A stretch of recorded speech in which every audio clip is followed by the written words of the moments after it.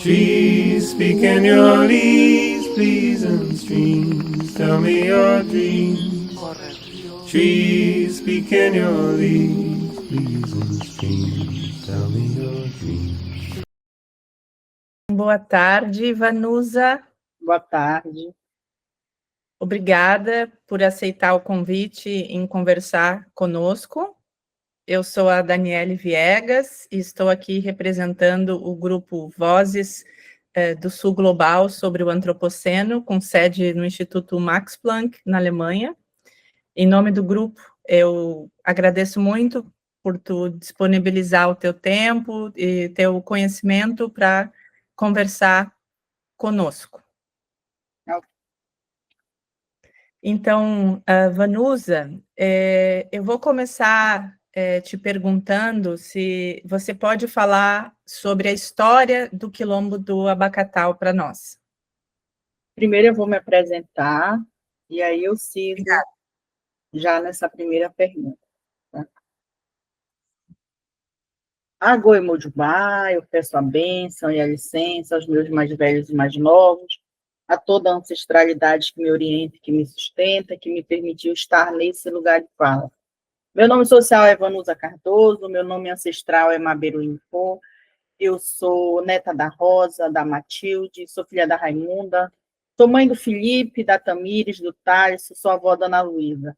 Sou liderança espiritual e política do território do Abacatal, sou cientista social, graduada pela Universidade Federal do Pará, sou egressa das cotas afirmativas, sou mestranda também pelo mesmo processo, sou mestranda em antropologia cultural, porque eu entendo que essa graduação não é minha, é para servir o meu movimento.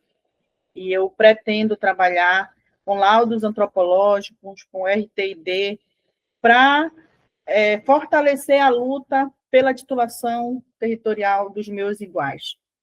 E essa é a minha missão. Hoje estou em uma coordenação de políticas para a igualdade racial no município, mas sou conselheira nacional do protocolo de consulta, do Observatório de Protocolos de Consulta, que tem sede na PUC do Paraná, e temos muitos trabalhos na defesa dos direitos humanos e dos não humanos também, e o meu território ele fica situado na metropolitana, Abacatal, é um território que tem 315 anos, diz a minha história oral, a qual eu acredito e defendo.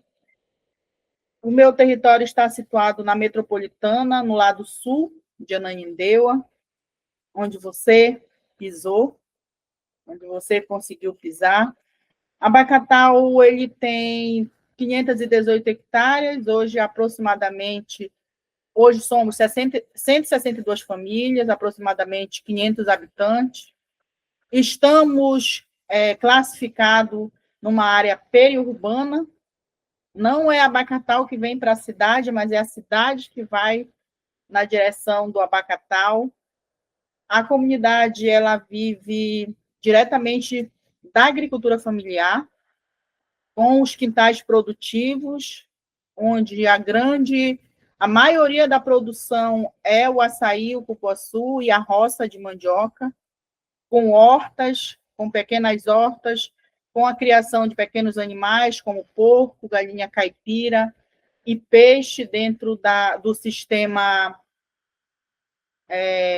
esqueci o nome, da hidroponia, né, que também alimenta os legumes, as verduras, e a gente tem se reinventado nesse processo durante todos esses anos, né, lutando contra todo o descaso do Estado, a ausência do Estado em políticas públicas, e a gente está, dentro dessa metropolitana, resistindo a muitos ataques.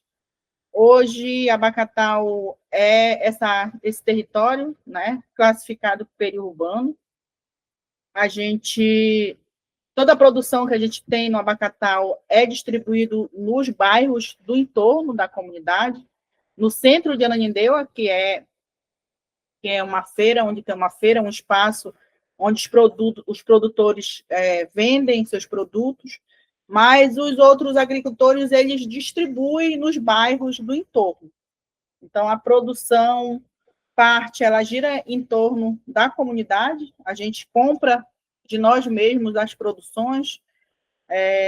Antes era um sistema de troca, né? Hoje já mais o sistema capitalista da compra mesmo.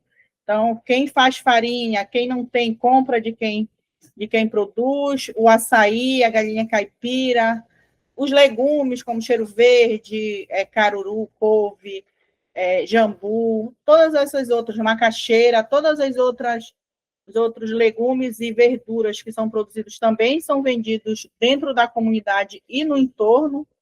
E a Bacatau tem a sua titulação coletiva em 99, né?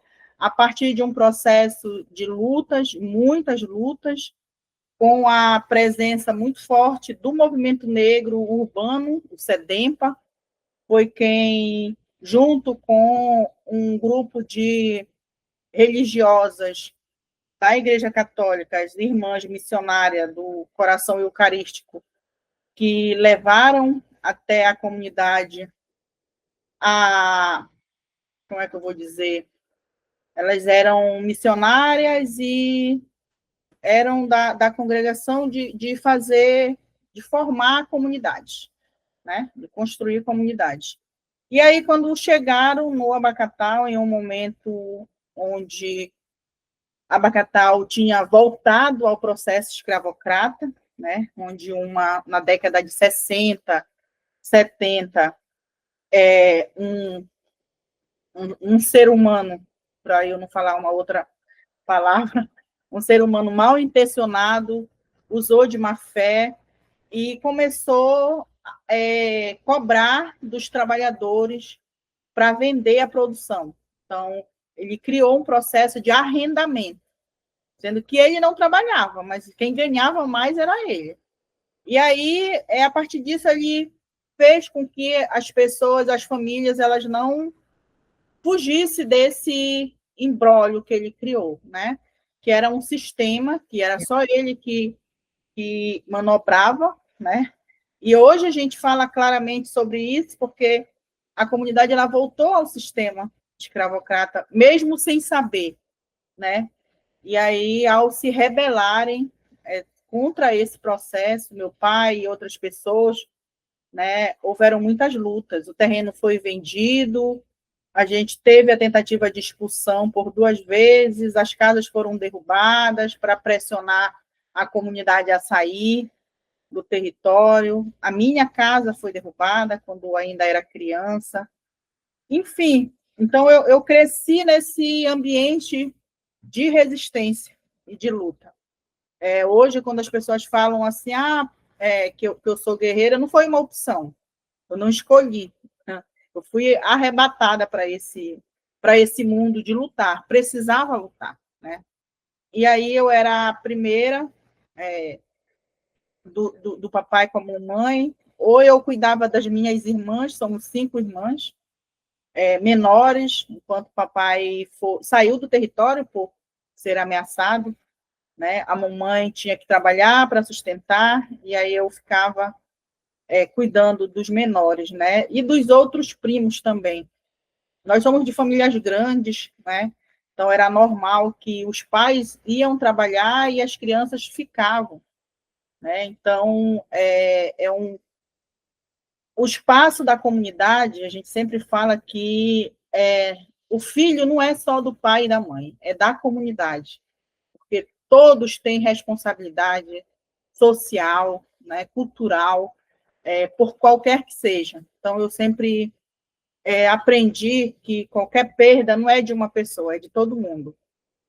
E eu fui criada assim, sabe, nesse espaço de luta das mulheres que chegavam à noite da mata, da coleta, do extrativismo do açaí, da folha, do cipó e das ervas, e ainda assim ia amassar o açaí, que era na mão, não tinha máquina, amassar o açaí, preparar o peixe que trazia junto com o açaí, e e ainda articular, sabe, resistência para o dia seguinte.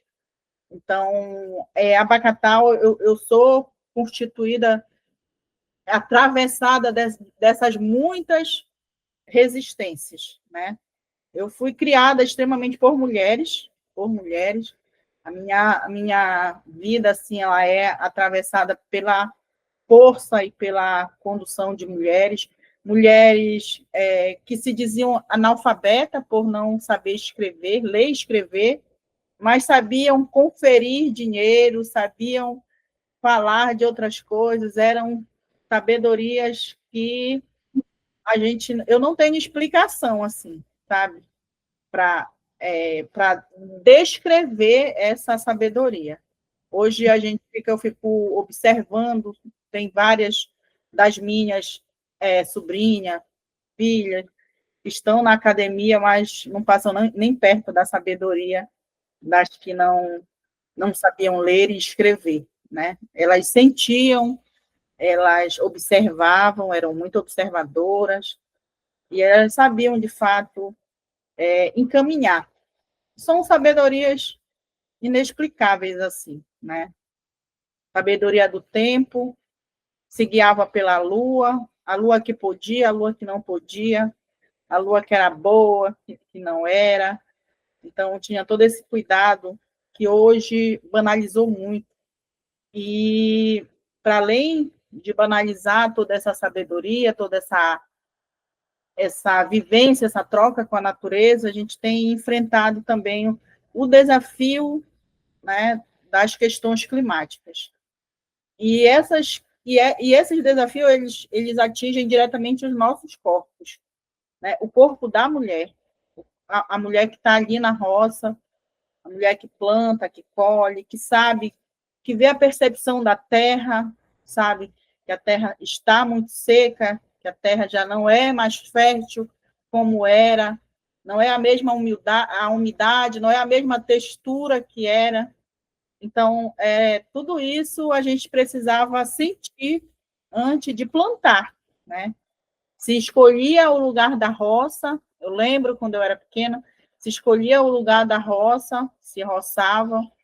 Tinha os rituais da roçagem, os rituais da queima, não era qualquer dia, né? Não era qualquer hora, era o vento, tinha que estar no lugar certo, sabe? Do jeito certo. Tinha um tempo e um horário para queimar. Eles sabiam exatamente o horário de tocar o fogo e a hora que o fogo ia acabar. Era impressionante. E hoje a gente tem perdido muito isso, né? A terra, ela perdeu muito a fertilidade para muitas coisas. Mas, enfim, né? A gente tem resistido. Então, compreender essa relação, fazer esse marco, né, dessa relação com o território, hoje falando dessas vivências, desses atravessamentos, a gente consegue ver a Bacatau há 20 anos atrás. Eu tenho 48 anos e eu consigo fazer né, uma análise assim, de como a Bacatau era há 20 anos. O que é que a gente conseguia produzir numa escala maior, com menos prejuízo, né? Era o açaí que não caía, era o cupuaçu que não rachava, era a pupunha que não secava, que o cacho não abria, o uxi não caía verde, enfim, era assim, uma transformação que tu coloca, que hoje os mais velhos na comunidade, eles têm dificuldade de falar que isso é da questão climática, mas eles conseguem falar dessa mudança. Eles só não conseguem associar, né, a interferência climática, né? E aí eles falam assim, são outros tempos, a fala, né? São outros tempos, nós estamos em outros tempos. E aí eles falam, né, o fim do mundo tá perto, porque está acontecendo tanta coisa, né, a mudança, o sol, é o tempo que o sol senta, é o tempo que o sol nasce, é a lua. Então, todas essas modificações cosmológicas, eles têm essa percepção, sabe? De todo esse processo que a gente tem perpassado a mudança. Antes nós éramos só uma comunidade rural, quilombola rural, hoje nós somos periurbano, né? Daqui a um tempo nós vamos nos transformar em urbano, ou vão nos transformar em urbano, num território urbano. E, para além disso, os empreendimentos que vêm para o Abacatal, para o entorno do Abacatal, nos colocou numa classificação de zona de sacrifício. Hoje, Abacatal está situado ali no meio de vários empreendimentos que nos classificou como uma zona de sacrifício. São 2 lixões, são vários habitacionais, é uma subestação, são linhões daquelas antenas da ANEEL. Hoje, e o último hoje é a Avenida Liberdade. A Avenida Liberdade, que é um projeto do governo do Estado, que vem tirar a nossa liberdade, que veio tirar a nossa liberdade, embora o nome dela seja Liberdade, mas veio tirar a liberdade da comunidade, no sentido de que nós vamos ser impedidos de ir e vir na nossa estrada, naquela estrada que você passou, né? A gente vai andar numa parte dela e aí eles construíram um desvio para nós, sendo que a estrada era nossa. Eles construíram um desvio para nós passar. Então, o impedir do ir e vir é o que é mais grave, assim, na minha concepção, para além da violência com os animais. A gente encontra família de capivara desnorteado, família de chimangue, sabe? Até a onça já começou a se aproximar, porque tiraram o espaço, o habitat desses animais. A avenida ela foi construída em cima do habitat desses animais. Então, quando a gente fala que a gente defende, quando eu falo que ser defensora dos direitos humanos e dos direitos ambientais não é defender só a vida humana, é defender todas as formas de vida, né? E assim, a gente vê, né? A gente nunca conseguiu se separar da natureza, dessa vivência intrínseca com o território. Eu sempre falo que a gente não consegue quantificar em valor econômico o território, né? Por 2 motivos, porque a gente nunca teve dinheiro, então a gente não vai conhecer, né? E por outro, porque não depende só da gente, sabe? O território ele é um espaço que ele não é só do humano, né? Não só do ser humano, do animal humano, mas dos outros animais. Então, falar desses processos, né? Eu sou a 7ª geração da descendência de Maria Margarida, de Olímpia. Hoje, a minha neta, que é a 9ª geração, ela também fala desse processo de luta, ela também participa dos atos, das reuniões. A gente também, ela fala da história da comunidade, né? Ela já conhece a história dela, a história da comunidade, tanto que a apresentação dela também é assim. Eu sou neta da Raimunda, da Vanusa, filha da Tamires. A apresentação dela, ela já traz isso, que a gente também tem a responsabilidade de formar os nossos e as nossas, né, para seguir, mas com uma responsabilidade de que seja mais leve, que a luta seja mais leve que a nossa, né? E a gente está nesse desafio. Então, o conhecimento, todo esse conhecimento que foi passado para mim, que eu também passei para a Tamires, que hoje a Ana Luísa vai para a roça, ela vem braba de lá, porque o sol é muito quente, porque demora muito. E aí, mas assim, é para ela também não perder esse laço, né, com a natureza.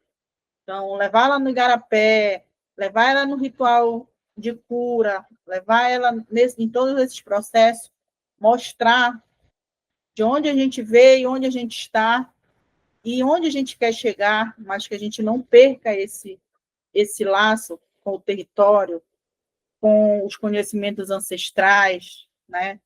com a fala dos nossos mais velhos, é isso, sabe?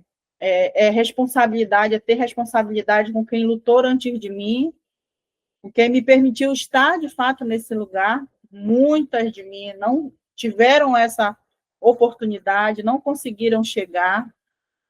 Então, estar nesse lugar é muita responsabilidade. É continuar, né? Continuar resistindo, não só por Abacatal, mas pelos outros territórios que eu conheço, porque todo o território que eu piso é uma extensão do Abacatal, que ali tem um igual a mim, com seus direitos violados, seja qual for o seu direito, né? Porque o Estado é omisso no cumprimento das políticas públicas, para vários grupos, principalmente para os negros e negras. Então, a minha história é um pouco essa, né? Não sei se respondi todas as perguntas, porque eu acho que eu fui emendando uma coisa na outra, né? Mas é isso. Se tiver mais alguma outra pergunta, né? Então tá, ótimo. Obrigada pelo teu relato, Vanusa. De fato, várias coisas e perguntas que eu tinha já foram contempladas, mas, de todo modo, acho que é interessante a gente seguir essa conversa. E eu queria te perguntar, pensando na importância do conhecimento tradicional para construir, né, esse sistema alimentar resiliente, né? Quais são as estratégias específicas do Quilombo para fortalecer e manter essa resiliência, né? Tu já falou algumas dessas coisas, mas se pudesse sistematizar novamente, seria bom. Obrigada. Hoje a gente tem, né? Antes a gente criava muito, produzia muito, tinha muitas culturas separadas, né? E aí hoje numa nova construção afroecológica, que a gente tem classificado como afroecológica, porque vem o conhecimento ancestral, a gente não pode dissociar esse conhecimento, embora ele esteja hoje associado com conhecimento acadêmico e com outras técnicas, né? O sistema agroecológico ele vem dentro de uma classificação de SAFs, que é um sistema um sistema agroecológico dentro da agricultura familiar. É um espaço onde há várias culturas, um espaço que tu aproveita o açaí, primeiro tu planta a macaxeira ou a mandioca, e aí tu planta o açaí, o cupuaçu, que são culturas permanentes, né? A pupunha, a abacaba e outras culturas.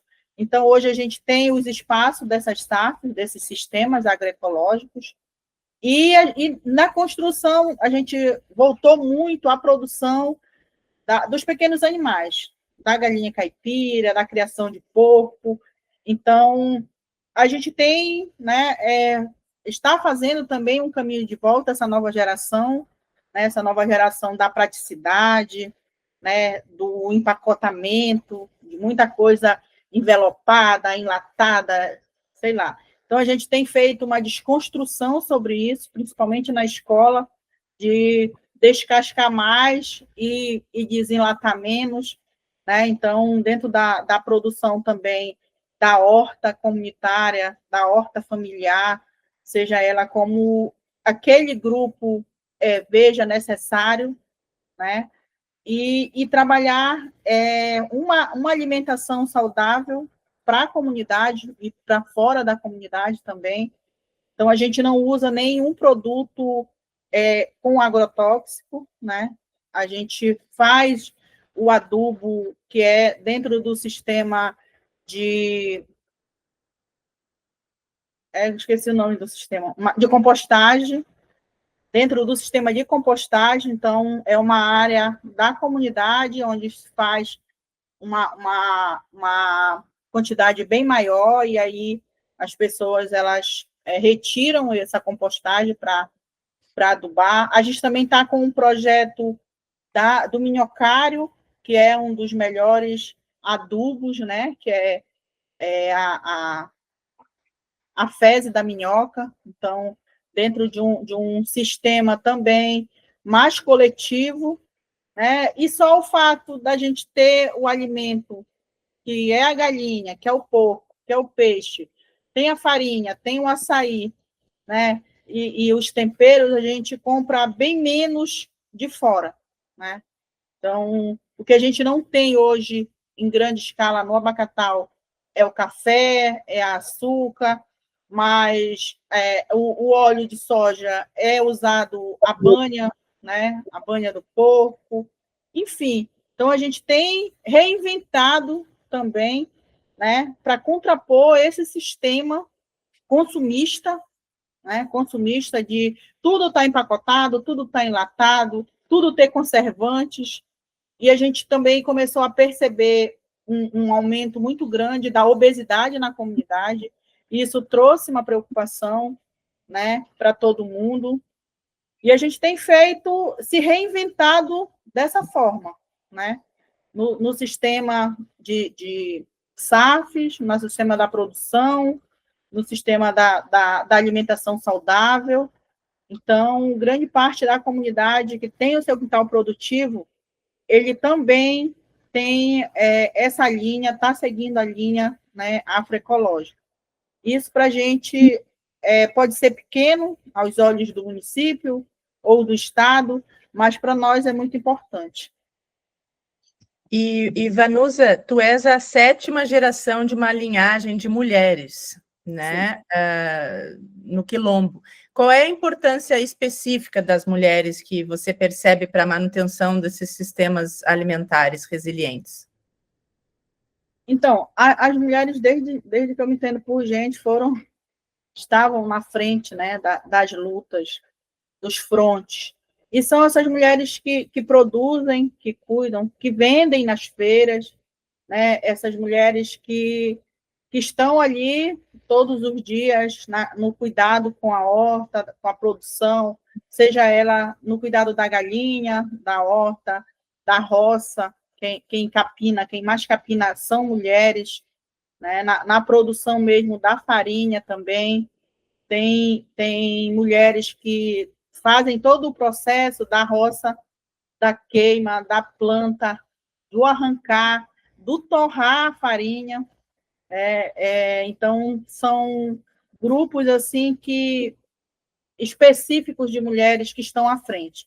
E isso, assim, para mim, também levar, né, essa resistência das mulheres. A gente sempre fala que é a mulher que planta, é a mulher que gera, é a mulher que pare, né, é a mulher que cuida.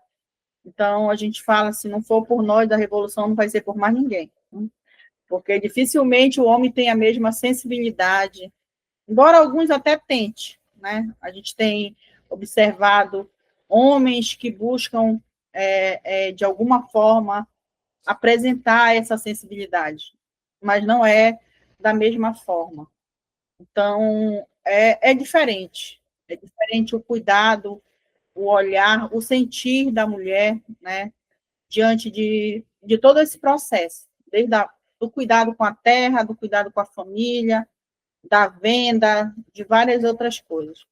Enfim, então, levar essa descendência, né, de mulheres e passar para minha filha, para minha neta, acompanhar minhas sobrinhas, né, é também mostrar que a gente, embora não tenha escolhido isso, mas que a gente tem feito um trabalho, né, dentro daquilo que nos é permitido, né, porque a gente também é ser humano, que a gente também sofre, porque a gente também adoece, né, e a gente precisa viver, a gente precisa ser feliz, a gente precisa amar, ser amado, enfim, né, então a gente não está dissociado de nada disso. E é também dizer que a gente também é fraco às vezes, é fraca, a gente é frágil às vezes, não é, como é que eu vou dizer, não pode ser forte o tempo todo, né? Então, a gente é atravessada de várias outras violências, enfim, né? É resistir mesmo. Eu acho que as coisas elas não são fáceis para a mulher, mas para a mulher preta, ela é bem mais difícil. Sim. E como que tu compreende, Vanusa, a tua relação com o território para manter vivo, né, esse conhecimento ancestral? Então, a minha força está aqui, no território. Então, embora eu esteja hoje muito dentro e fora da comunidade, porque há essa necessidade de estar levando o nome da comunidade, de estar fazendo essa luta fora, mas a nossa força está aqui no território, sabe? É saber que a gente precisa pisar na terra, pisar descalço na terra, é ouvir e sentir, né, os ventos, os pássaros, todo esse processo, essa interação com a terra. Então, é não afastar mesmo, é não permitir esse afastamento, esse rompimento, né, do abacatal com o outro espaço. Embora passe uma semana fora em atividade, mas ao voltar a gente precisa do ritual, dos banhos, da cura, desse contato direto com a natureza, porque é isso que nos fortalece também. Sim, sim. E pensando sobre os principais desafios atuais, né? Tu ponderaste antes, tu citou que o Quilombo está numa zona de sacrifício. Quais são os principais desafios atuais que o Quilombo enfrenta, né? E as estratégias que vocês usam diante desses desafios? Algumas tu já comentou, né? Mas se puder falar mais sobre isso. Hoje os nossos desafios é permanecer da forma que a gente tem vivido todos esses anos, nesse espaço, mesmo classificado periurbano, né? É resistir a todo o processo da interferência externa, por estar muito perto da cidade, do urbano, a imposição externa é muito forte de outras pessoas, né? Mesmo negras, mas das periferias. Então, isso é muito ruim para a gente, né? Isso é muito ruim para a gente, porque acaba que há um choque cultural dentro desse processo. E aí e resistir contra esses empreendimentos, né? Contra os impactos que são acumulativos, seja da equatorial, dos lixões, dos habitacionais, da rodovia e de outros empreendimentos, esses impactos eles vão se permanecer por gerações, sabe? E aí os impactos eles são culturais, sociais, econômicos, sabe, ambientais, eles são impactos completamente que vão se estender aí por décadas, né? Por gerações. Então, o nosso desafio hoje está em permanecer da forma que a gente viveu, que a gente vive, que a gente quer continuar vivendo, dentro dessa zona de sacrifício, sabe? Dentro da zona de sacrifício, porque a omissão do Estado ela vem na falta de segurança, na falta de saneamento, na falta, sabe, de uma educação de qualidade, de uma saúde de qualidade.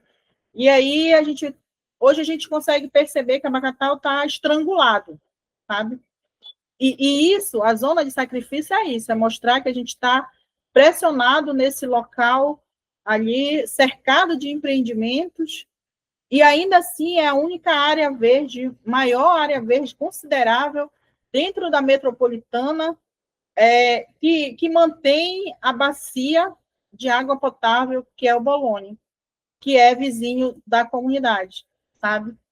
E assim, parece que ninguém vê isso, porque a cidade tem que crescer, porque o desenvolvimento tem que vir, porque isso, porque... E as pessoas elas não se dão conta que sem água não tem vida, né? Sem água não tem vida.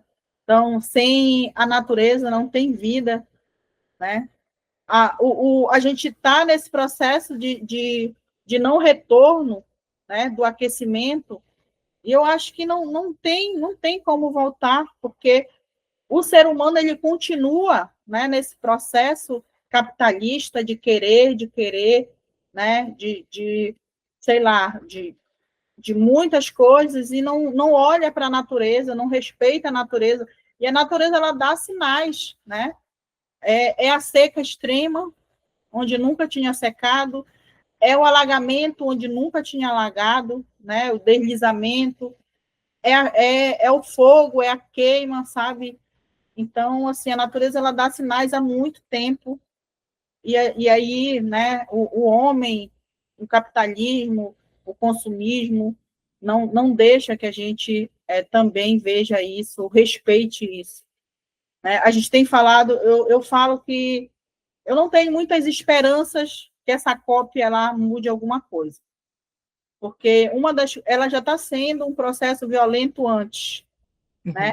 Então, durante, ela vai permitir que pessoas que nunca pisaram na Amazônia pisem, chefes de Estado, né? Grandes corporações que nunca vieram aqui vão vir, vão ver que ainda há riqueza aqui, pouca, mas há riqueza, e vão continuar explorando, querendo explorar.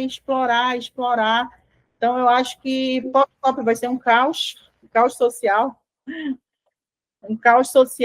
e a gente vai continuar correndo, sabe, contra o tempo, com uma responsabilidade que não é só nossa, dos territórios, né, que é ver possibilidades nesse processo de mitigação, de compensação dentro desse sistema climático, né, de um plano de mitigação climática, porque não é nós que polui, não é a gente que devasta, não é a gente, sabe, que acaba com a natureza, não é nós, mas é uma responsabilidade que está sobre nós.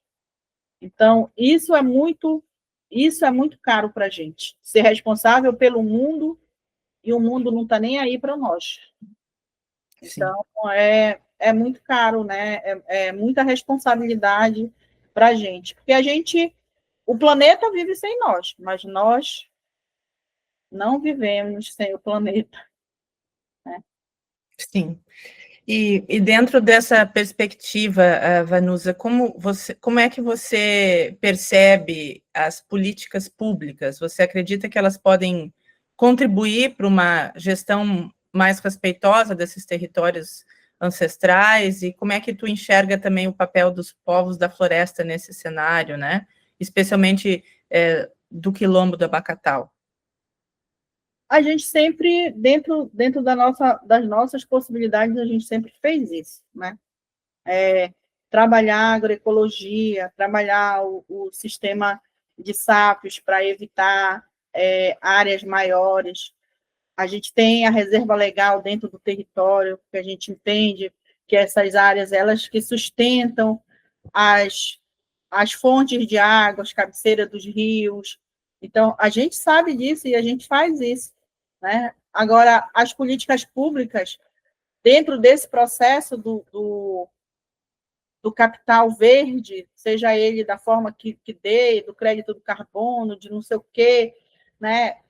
Essa forma que o Estado, que não é justa, porque quem protege, de fato, né, a natureza, quem protege os territórios, quem está ali trabalhando para, de fato, diminuir o aquecimento, não tem recurso, né, não tem investimento dentro da área da produção. Então, esse processo de transição não é justo.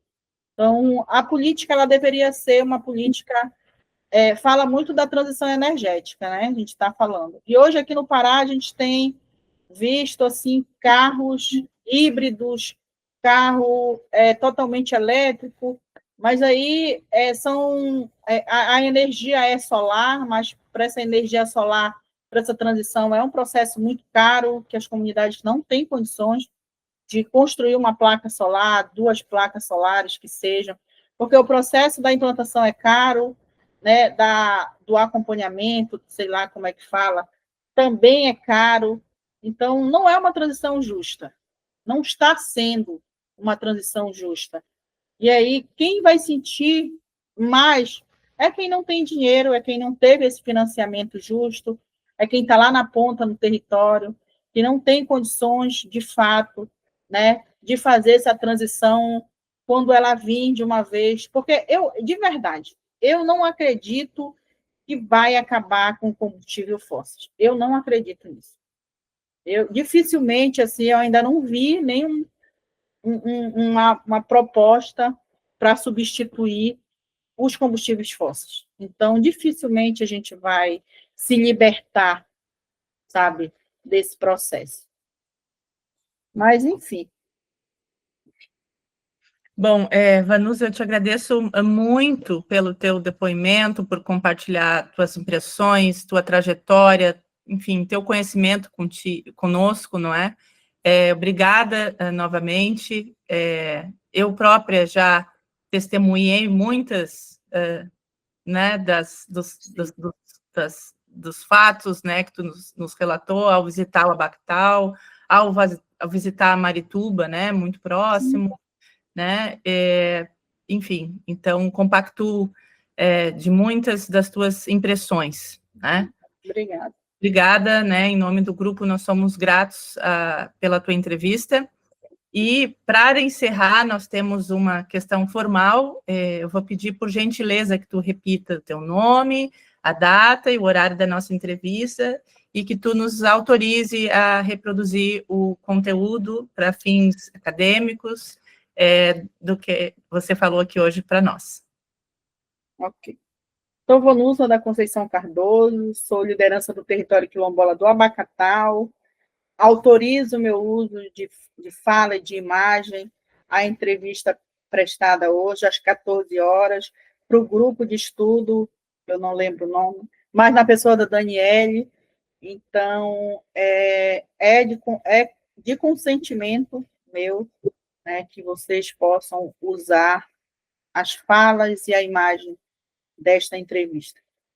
Obrigada. O nome do instituto é Max Planck. Você autoriza? Autorizo. Obrigada. Então, Vanusa, até a próxima. Eu espero que pessoalmente. No Pará? Vem, COP? Não, para a COP não, mas alguns colegas desse grupo estarão. Talvez eu possa te colocar em contato com eles. Ok. Com Seria certeza. bom eles conhecerem Abacatal também. Claro, claro, com certeza. Eu vou colocar vocês em contato. Tá bom?